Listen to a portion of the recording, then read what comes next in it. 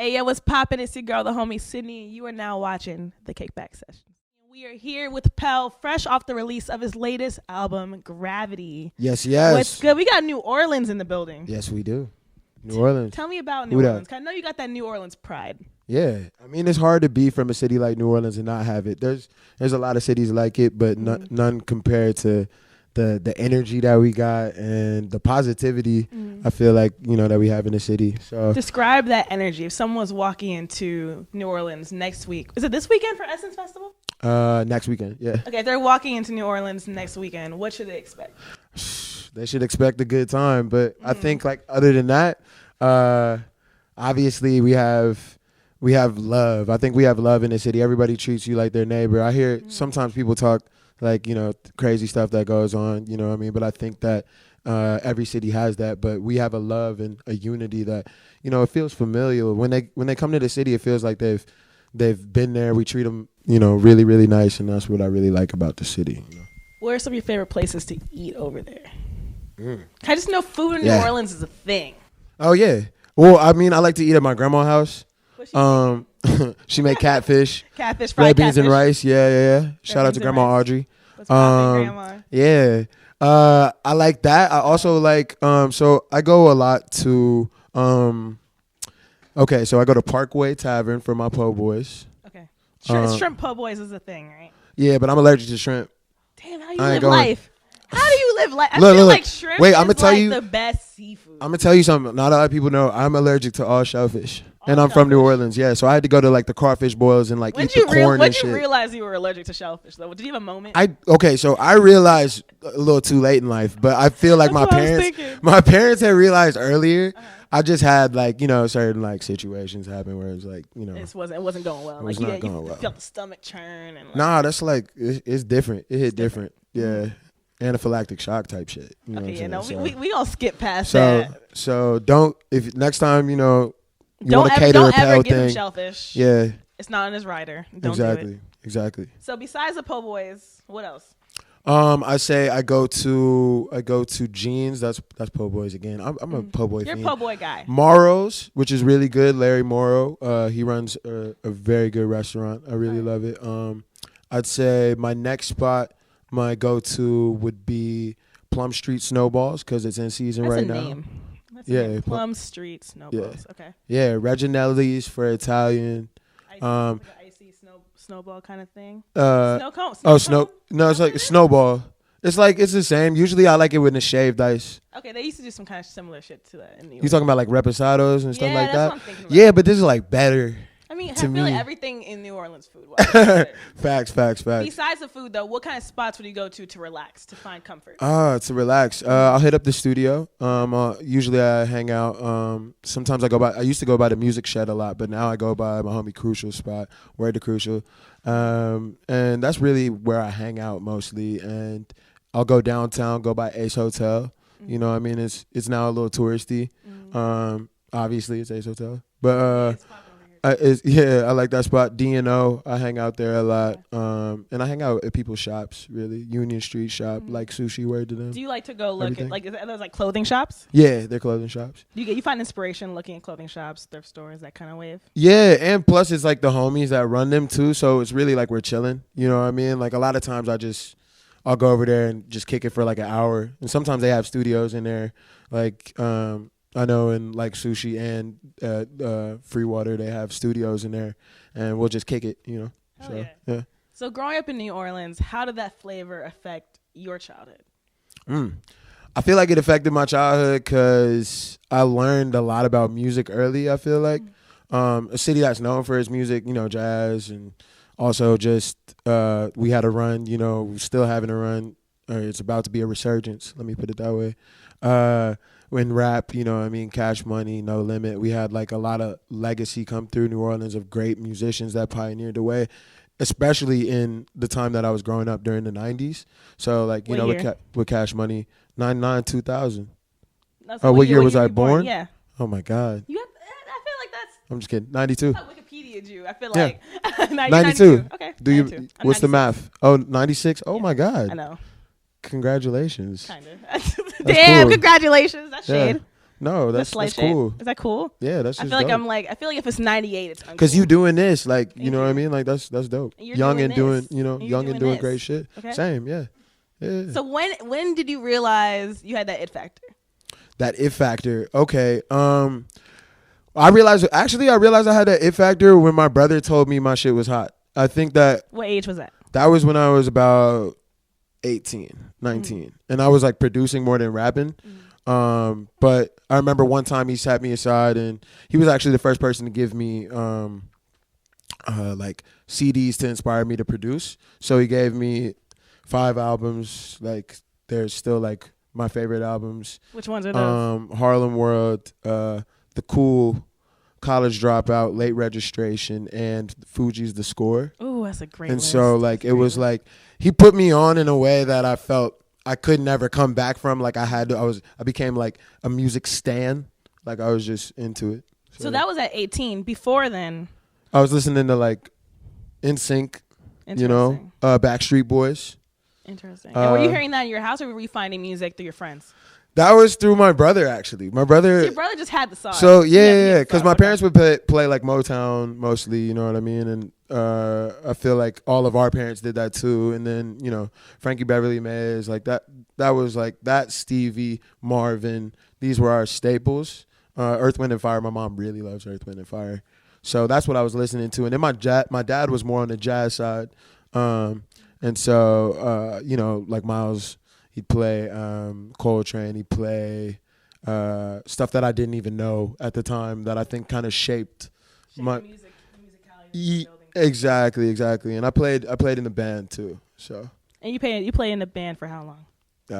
6 years. 6 years. Damn. 7 years. Yeah. So your parents were the ones who put you in music first? Or you decided definitely. I want to take a class. No, my mom put me in that shit at first. Did you like it when you first started? Yeah, I really liked it.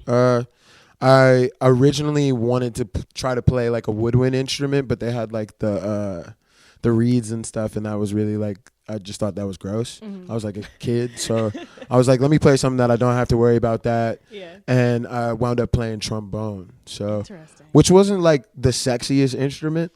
So it was kind of always that's like I started as but it was random. too late for me when I wanted to switch because I wanted to switch to saxophone. But saxophone's a dope ass instrument. When you know how to play it. I started playing violin at 6. Oh, word. Yeah. God. Okay. Yeah, Congrats again. What the hell? They just threw me in it though. Yeah. Okay. I quit.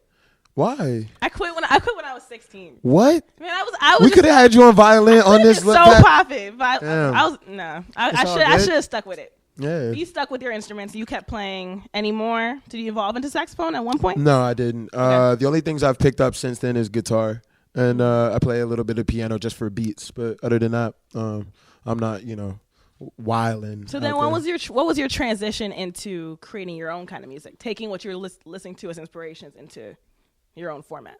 That happened to me during Hurricane Katrina. I think I always find it to be like a catalyst for a lot of things that shaped my mind because I was 13 when that happened, and kind of like I started making beats in middle school and high school, like shitty beat, like the worst beats. Did you think they were popping then though?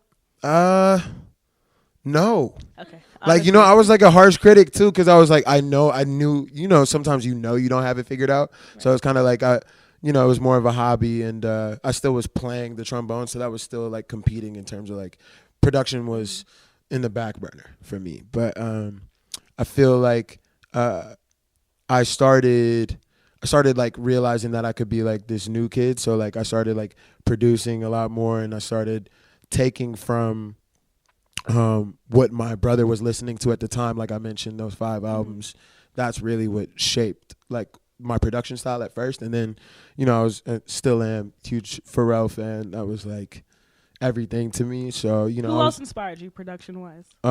Ye, Timbo, Scott Storch. Who else? I'm saying in the immediacy or like now? In the immediacy, when you were back in that space, first starting to do music, and you were kind of doing production, and you were like, okay, these guys, I want to sound like them. Yeah, that was my main. That That was was my your main main three. list. Like I Okay. think Timbo, Pharrell, and yeah, that was my main three. And then Swiss Beats, honorable mention. course. There's so many Swiss is honorable. so hard. Yeah. People So. always leave Swiss off. I'm like, yo, he's the truth. And to be honest, like I knew that it was within me, and I didn't think about this at the time. But Manny Fresh too, like 100% was really inspiring. Like, just because I felt like the style in which he had a bounce to all of his beats, but they still felt like super complex in a way that it wasn't like formulated the same way that bounce records are and stuff like that. So, yeah, I noticed that when I produce, I sometimes have like had that style. Those styles. Yeah. Bring me back to, before I go back to the music side, I want to go back to Hurricane Katrina. Cool. Can you bring me back to how things were at that time for you? If that can go back to like that week. Yeah, that week was I feel like a weird week for me, a weird week for everybody. But I didn't get it the worst. I definitely, had to gut my home, but my mom's house. But what I remember is leaving, not really being able to take anything with me. I happened to be able to take this beat machine that my dad had given me, and this is how that collided in terms of when I started producing, looking back at it. But I just remember being at my grandma's house. It was about 10 of us at my grandma's house, my cousins and I. And yeah, it was a rough time. Didn't know if we were going back, like, because my mom's fam's from Mississippi, it was going back and forth, and then going to watch like the news and seeing our city, like it was just crazy, and also there was like that little comic relief that came from when George Bush doesn't care about black people. The house was lit when that happened. Of course, that brought everyone together. I mean, that's a moment. It's a moment. It's a moment. So that was crazy. But I just remember, being really humbled, really, because we had no place to stay. I remember we had to go to like clothing drives, food drives, like to get our, food, clothing. I never had that, you know what I mean, before that period. So it was different. And then it made me respect my mom a ton more. Your character. Yeah. To go into someone who is going to be a force, and you start to realize, okay, I'm a creative force, I'm talented. You're building your character. Yeah. All these experiences. Yeah. No, definitely. I think it shaped my character because I was able to like I'm thinking now like older, but like as a 13-year-old, like I rebranded myself in a way, like to be more of an artist. So it was kind of like I started working on the beat machine a little bit more. Yeah. Like any friends that I had, like we would have ciphers, and we'd make songs that were terrible. Like my first song, like was called. What was it called? It was called Monkeys in Spacesuits. What was it about monkeys in spacesuits? Kind of, yeah, because the acronym was MISS for Mississippi, because we had just moved to Mississippi, and we were called the Homesick Astronauts. So like that was like cool. So homesick, like missing New Orleans, but we're like out of this world type of shit. You know what I'm saying? You were feeling when you came up with that name. You were hell yeah. I was like, we gonna get signed with this name, like for real. But I didn't know how to record, didn't know how to do anything. It's like they're in the archive somewhere. But yeah, I got you. It was crazy. So going into the artistry and beginning that mission and that part of your journey, tell me about how you got started. How'd you build your team? Yeah, it was a long process. I mean, that part I feel like it took a long time to grow, but I really met so many people at once. I went to school at Mississippi State University. Okay. So graduated? No. Okay. No, but I still. feel it. And I always just ask. Yeah. No, but I went to Mississippi State, and my first week there, I actually met all the people that wound up making up this collective called TFG, which is That Feel Good. And we started working. I met a producer who was so cold that I like stopped producing and was like, yo, can you record me type shit. And we linked up, started making projects together. And then all my friends from high school started making projects together. Everybody started like kind of producing or kind of writing together. And then how'd you trust people enough at that point to get into your music world? Because before you're doing everything on your own. Right. How'd you let them in? Well, I mean, I thought that it was like music's meant to be a communal thing. You know what I mean? So it kind of felt natural. Like you can't live in a vacuum, especially in college. Like I was in other people's space. So it was like, that's how you learn. You might as well Steel be sharpen in this space together. Yeah, steel sharpens steel. So like I learned from, I think all of my friends and all my peers are like the best, and they were better than me. So like I felt like I had things to learn from them, and like likewise we all felt that about each other, you know. And that's how I kind of invited them into my circle. And then after that, after 2 years, decided that, you know, it was time to make this a full thing. That was a tough talk with my parents. I was about to ask, how supportive are they in that transition? So my mom is, like, both of my parents are educated and definitely instilled in me and my brother. My brother graduated from Hampton. Shout out to Micah and Indiana. Shout out to Micah. Shout out to Micah. Wait. Shout out to Micah. Okay, yeah. We can go into Micah too. Do you want to talk about Micah? Yeah, we'll circle back. Yeah, we'll circle back. Okay. I'm sorry. No, it's all good. Tangent. But yeah. So that conversation with my parents was weird, but they were like, yeah, we support it as long as you can, like, you know, like cover yourself, and you know what I mean. If this is really what you want to do, go for it, you know. And I feel like that summer I started touring a lot within Mississippi. You know what I mean? Was taking whatever shows I could get. You're performing and doing work and music on campus. Yeah. They knew you were starting to build a buzz with this group and collective. Yeah. So it was a thing where we started doing stuff right from the jump, and within, like, I guess, like a 300-mile radius. I mean, I always say you have to start in your hometown and get your hometown to really fuck with you. Exactly. Before you go everywhere else trying to make everybody love you. Yeah. You got to start within. No, exactly. And Mississippi was your new home, so you had to make that your home base. Yeah. So it was like, after I had done enough shows and kind of had that experience under my belt, I decided that it was time to, like, take it on the road. Did some shows up the East Coast. Were you managed at that time? Yeah. Okay. Yeah. That was managed by Chris Cajolis. Yeah, Gotcha. It was cool. Chris looked out for me and definitely shaped me. And Ryan Bogan, who is Stax, he's the truth as a producer. We linked in, like, all three of us and the whole collective. Shout out to Fly. Shout out to Justin. It's so many people in there. Shout out to Thomas. How much you love your team, though. Shout out to Thomas. Shout out to all of them. Yeah, shout out to Mississippi everybody. State, you know, Troop. So yeah, it was like a bunch. Cam, sorry. So it was a bunch of us working, and I think that, like, we all, you know, learned how to hustle together. And after that tour, what happened was, you know, labels started reaching out. We started flying out to LA. At that time, I didn't really know anything about LA, so I was a little green. But the only thing that I knew that I wanted to do was record. So what I did is I recorded a bunch of tracks. Where were you recording when you first got out here? I was recording at it's the Dub Room. It's called the Dub Room, but it's like off of Sunset. Shout out to Ryan Pate. And yeah, so I recorded a lot of demos there, and I recorded just around, like, in Silver Lake as well. I recorded with, like, Ludwig Göransson, who does a lot of Childish stuff and crazy, you know, music producer. And it really made me better. I was around so many, like, talented artists that it inspired me in a different way. And because did you come out here solo, or you came out here squatted? Yeah, squatted. All those people I you were still mentioned. squatted. Yeah, you were all in here. Yeah. Okay, bet. With the exception of a few that stayed behind in Mississippi, but they eventually came out here too. Because they realized this was the wave. Yeah, so you started building this wave. Yeah. With your team. Yeah. Are you signed to a label? I know Yeah. you're with Pulse. Yeah. That's not a label side. That's on publishing. That's on publishing. Yeah. Okay. Who are you with label wise? I'm with Payday, and that's under Ultra. So yeah, Oh. that's cool.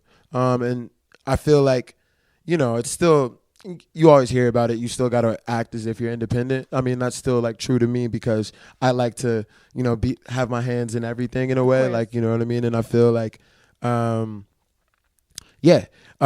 Wait, I'm going back. What were we talking about before that? I was asking if you were signed. No, we're here. Okay. We're here with it. I was asking if you were signed, and I was asking about your journey into making. Oh, yeah. Coming into a signed artist. Exactly. Okay. So I dropped Floating While Dreaming, and that was cool. Floating While Dreaming was a culmination of a lot of stuff that I recorded in LA and in Mississippi and in New Orleans. At that time, the only place I was able to get, like, studio time, like, I didn't have any money. I was working at Subway while I was still living in New Orleans, was Shout out to WAP, man, and 0017th. Everybody from Hollygrove had a studio at the Music Shed, and they would let me record there. And so I really recorded like half of my, well, not half, but like a lot of records there. And I feel like it was a good phase for me. So like we linked, and afterwards, after I dropped that project, Pulse got involved. So they realized you had that pen. What? They realized you had that pen. Exactly. Pen game strong. Pen game strong. Been strong. You write all your stuff. Yeah. Okay, make sure they know. Of course. What? But you're not producing all your stuff anymore. Now you're bringing cool people into the mix. No, once again, music's communal. I feel like it's better when we're all working together. But I do know how I feel about things, so that's why I think writing is still. Describe to me the moment when you realize, okay, I'm starting to pop off. Oof. Shit. The moment I'm starting to pop off. Oh yeah, when I do they like talking about me, okay? You start feeling yourself. When they, I think my first festivals really inspired me. Like, so that was like Buku. Okay. Buku really, it's a hometown show. You know what I mean? I was inside. It was like, I don't know, 400, 500 kids because I went really early, but at the same time as, you know, my city. So everybody knows the music. People are jumping. I stage dive. You know what I mean? I go out in the crowd. We're, you know, hanging out, and I felt like it was really cool because at the end of it, you know, I walked around and I was able to be with my family and like people coming up to me, and that was when I was like, oh shit, we really doing this. Hell yeah. And so we moved. It was crazy. So then talk to me about the journey into Gravity. Journey into Gravity was a long one. It took a long process because at the end of 2016, I was making a lot of adjustments, and I started feeling like I wanted to make something more serious. I feel like originally I wanted to work with new producers. I wanted to work with like than I had ever worked with before, and that became like the hard part of the process because I was going through a phase where I was just like working with people for the first time several times. And, you know, that's good for the writing aspect, but when you're trying to craft an album, it can like pull you in a bunch of different directions if you're not. You needed some synergy. Yeah, I needed to like center myself. So then I started going to New Orleans a lot more. So I started going back home way more frequently. I'm talking about like every 2 weeks type of shit. Really? Yeah. So like, okay, you got those Sky Miles. Yeah, shout out to Delta. Pass? Yeah, you got a buddy pass? No, I don't have a buddy pass. You got, I paid the fee, but it's okay. Real quick. Yeah. Okay, you're going back home to get some inspiration. Yeah, so I kept going back home, and I felt like during that time it kind of shaped the sound that I would go back to LA with because I was I'm still living in LA, and I was just like, let me get all this going. So I recorded the first track that I recorded for the project was Petrichor. And originally, that was actually going to go on the Hira Soul project, in my opinion. I just knew that I wanted to condense that record and have an EP because I was kind of like, I wanted to make sure that I established the sound and then came back and like further expanded upon it. You know what I mean? Like college dropout to late registration. Definitely. You know what I mean? Going back to that. You know what I'm saying? So like, that's how I felt about it, and because of that, it took me a little bit longer than expected, but I'm glad with the result, you know what I mean? And it's been like 2.5 years. How would you describe the person on each project? Like with your last EP, who was that guy? With the last EP, what do you mean? With your last project and how you evolved into the project, you just dropped Gravity. Yeah. How do you describe the evolution of you in your character? Oh, I got you.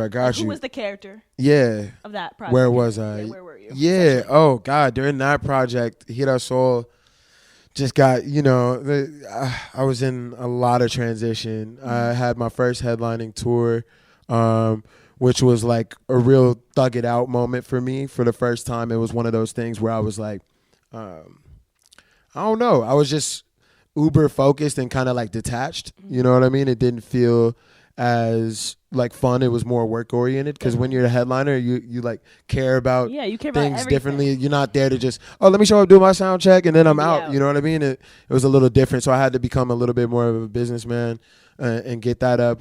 At the same time, I just broke up with my girl at the time. So I was going through like, stringing it. Yeah, that. And also like just talking about real everyday life and everyday struggle, because I came from Floating While Dreaming, which was meant to be the whole metaphor for that is based off of a film that I saw by Richard Linklater called Waking Life. So the idea in that movie, it's like somebody's going through a lucid dream, and it's like a kid going through a lucid dream, and in the dream, he has this. He has a bunch of epiphanies and thoughts that are thrown at him from different philosophers, and like it's all channeled through like rotoscope, which is like the way that it's shot. It's like it looks kind of like claymation-y, but it's like a bunch of just sliding pictures. It's really, really cool. Interesting. Okay. Definitely recommend. Okay. But it inspired me because I was thinking about like dreamers, people that aspire to be better and people that aspire to take over. And I feel like I wanted to make something for the dreamers. So that's why sometimes when I guess you could say inspiration to the fulfillment of your dreams, the fruition of your dreams, it can feel like you're going through the motions or essentially floating while dreaming. Definitely. That's how it feels. Yeah. And so this was meant to be that like breath of fresh air when you look up, you know what I mean? And somebody that's that voice that is speaking to them and telling them that like, I understand what you're going through, like keep thugging it out, like all about positivity really. So that's what the first project meant to me, and I wanted to make a series out of that. So the second installment of that was Limbo, which is, you know, you're kind of like in between, you're picking your path at this point, because now you have enough access, enough information, you're choosing where you want to go. And I feel like Gravity is now like, oh, I know myself. Oh, these are the things. I'm in the mud. Yeah, I'm in the mud and I'm not going to change. I'm here to stay. And that's really what Gravity is. What was the most standout track for you personally? On Gravity? On Gravity. Ooh, tough. Like I really did my shit on this record. I really did my shit on this record. Rotation. Rotation? Why rotation? Rotation just because I think lyrically that's something that was a little bit more vulnerable for me, especially like with the second verse talking about like, you know, certain things in terms of like there's like PTSD from the campus police, make you walk with cold feet when it ain't December. That was because like there was a time where I was riding with one of my bros, even this was at Mississippi State, and you know we had a situation where we were stopped, and you know like stop and frisk situation where officers like talking to us, degrading us and stuff like that. And I feel like after you have moments like that, it builds character, and I felt like for me to actually talk about that in a record instead of just being like, you know, glossing over it. I think that it was important to have that record on the album. No, it's important. And that's something, as you were saying, like part of your message is relating to people. Yeah. And that's something a lot of black men face in their college campuses, especially. Yeah. It happens. Everybody does. It's happened to so many of my friends, especially like I went to USC. Oh, like, damn. Craziness. Yeah. It's craziness. Yeah. But to stay on the album quickly, what was your most memorable session? Oh, my most memorable session, it's a tie. Honestly, it's a tie for bitch ass session with Rocky, because Rocky is a dog. Rocky is amazing. He built the beat so fast, and I love to work with Rocky because we build off each other. It's kind of like we're both sitting like we're like how we are right now, and it'll be a time where he's just like making a beat and I'm just I'm rapping in his face, you know what I mean? And then I'll like go to my phone, like, you know what I mean? I'm like da da, rap to him, and then he'll be like, I like that. Yeah. Go, wait, say that again. Say that again. And then he'll like react to the beat, like do it live. And it's just the energy is always in sync. And so that was a really it's a blessing to have producers like that who really are in your corner, who feel oh no, me and Rocky undefeated. That's like your guy. Yeah, that's my boy. Like love Rocky, man. He's crazy. So that was a good session. That's tied with which one? That is tied with Skyfall.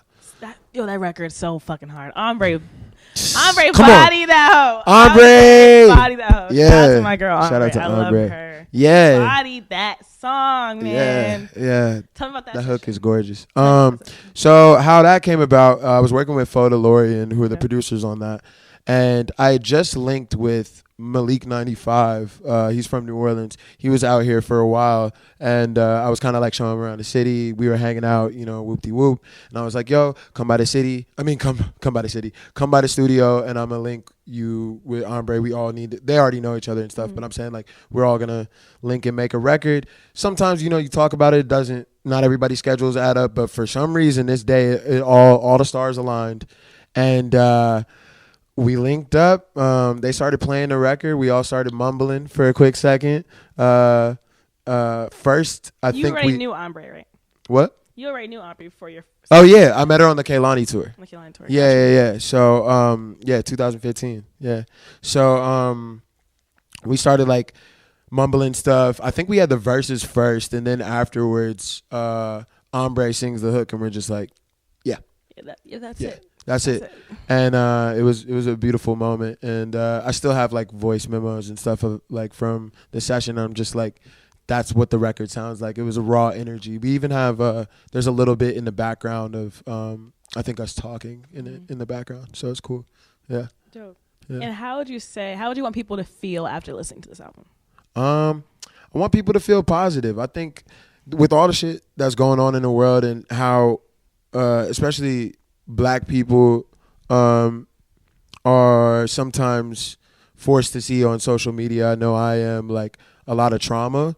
You know what I mean? I don't want to reinforce the like stereotype of having to talk from like a struggle perspective. I want us to feel better about ourselves without,